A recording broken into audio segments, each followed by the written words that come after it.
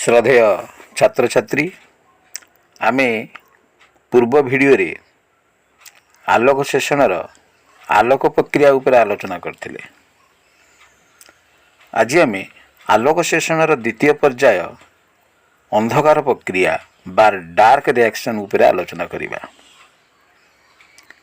ये जो dark reaction बा अंधकार प्रक्रिया यह सूर्यालोक उपर निर्भर करे नाही, किंतु यह अंधकार प्रक्रिया माने नुहे जे यह अंधकार रे हुए। यह आलोक श्लेषणर आलोक प्रक्रियार आरंभ होबार किछि समय पर आरंभ हुए एवं आलोक प्रक्रिया बंद होबार किछि समय पर बंद हो जाए। यार कारण यही प्रक्रिया पई दरकार हुए आलोक सेशन शक्ति, जो शक्तिटा कि आम आलोक प्रक्रिया रे पाई थाउ। तेणु पिला माने तमे जो धारणा अंधकार प्रक्रिया अंधकार रे हुए रात्रि रे हुए एटा संपूर्ण भूल धारणा। अंधकार प्रक्रिया आलोक प्रक्रिया आरंभ होबार किछि समय परे आरंभ हुए। देख पिले बर्तमान यहाँ जो देखुची यहाँ हूँ पत्रर स्तोम बा स्टोमाटा। यह तापमात्रा और सूर्यालोक या पर निर्भर करी खोले और बंद हुए। यही पत्रर स्तोम दे कोष भितर को वायुमंडल अंगारकाम्ल बा कार्बन डाइऑक्साइड विसरण हुए। यह जाई ये जो स्ट्रोमा देखुच ये स्ट्रोमा रे द्रवीभूत अवस्था थाए। स्ट्रोमा भितर 5 कार्बन विशिष्ट गोटे ग्राहक अणु अच्छी। देखुच ये जो ग्राहक अणु मुझे देखी RUBP जाको आम कहवा राइबुलोज बिसफॉस्फेट। आलोक सेशन शक्ति जो आमर अच्छी NADPH एवं ATP यही शक्ति को विनियोग करी RUBP एंजाइम रुबिस्को गोटे एंजाइम या अंधकार प्रक्रिया पे अति गुरुत्वपूर्ण। रुबिस्कोर पूरा नाम होउची राइबुलोज बिसफॉस्फेट कार्बोक्सिलेज ऑक्सीजनेस।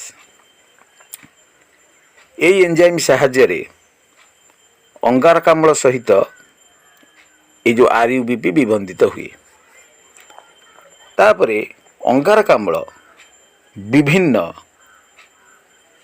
पर्याय दे चक्राकार गति रे ग्लूकोज अणुरे परिणत हुए।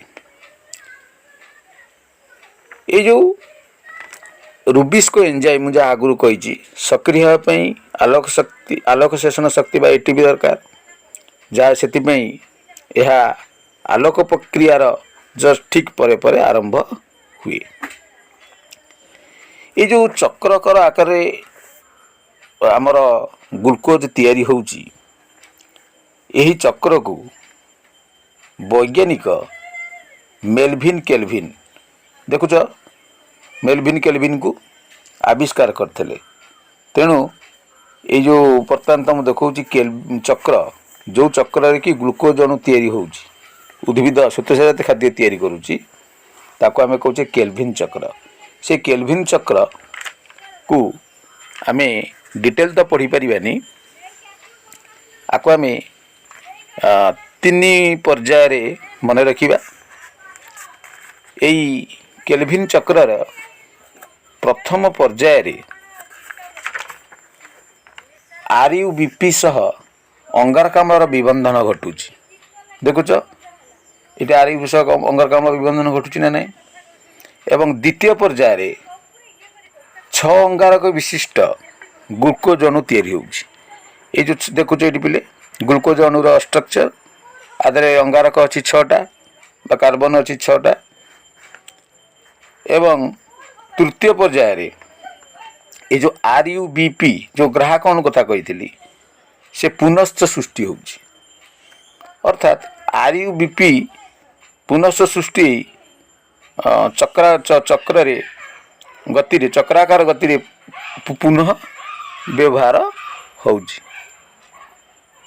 ତେଣୁ ଆମେ ଏଇ ଯେଉଁ ଅନ୍ଧକାର ପ୍ରକ୍ରିୟା ବା ଡାର୍କ ରିଆକ୍ସନ୍ ଦେଖିଲେ, এই ଡାର୍କ ରିଆକ୍ସନ୍ରେ ମୁଖ୍ୟ ଉଦ୍ଦେଶ୍ୟ ହେଉଛି ଉଦ୍ଭିଦ ଶ୍ୱେତସାର ଜାତୀୟ ଖାଦ୍ୟ ବା କାର୍ବୋହାଇଡ୍ରେଟ୍ସ ବା ଗ୍ଲୁକୋଜ୍ ଅଣୁ ପ୍ରସ୍ତୁତ କରିବା। ଯଦି ତୁମମାନଙ୍କୁ ଏ ଭିଡ଼ିଓଟି ଭଲ ଲାଗିଛି ତାହେଲେ ଏହାକୁ ଲାଇକ୍ କର, ସେୟାର କର, ଏହାର କମେଣ୍ଟ କର ଏବଂ ଏହାକୁ ସବସ୍କ୍ରାଇବ୍ କର ଏବଂ ଏହାର ବେଲ୍ ଆଇକନ୍କୁ କ୍ଲିକ୍ କର, ଯାହାଫଳରେ କି ତୁମେ ପ୍ରଥମେ ଭିଡ଼ିଓ ପାଇପାରିବ। ଧନ୍ୟବାଦ।